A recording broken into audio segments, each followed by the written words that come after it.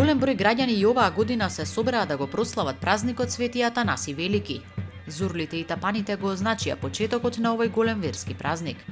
Следуваше и свечената литургија со осветување на водата и храната и прогласувањето на новите кумови за наредната година.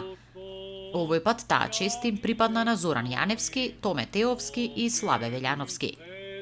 Присутните и оваа година имаа можност да уживаат во вкусот на познатата влаевска чорба, како и во топли напитоци и греано вино.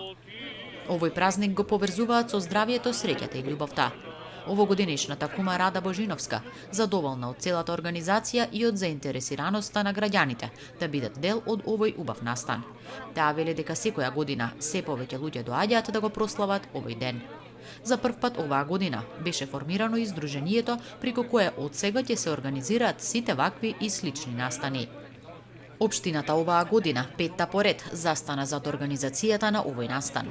Како што истакна председателот на Советот Сашо Лазаревски, наредната година, доколку дозволат условите, ќе се организира и поголема манифестација, а можна и нова локација.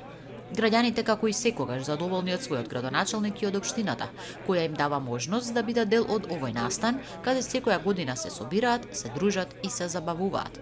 Одбележувањето на празникот Свети Атанаси Велики заврши со забавна програма, во која за расположението на присутните задолжена беше групата Акапулко.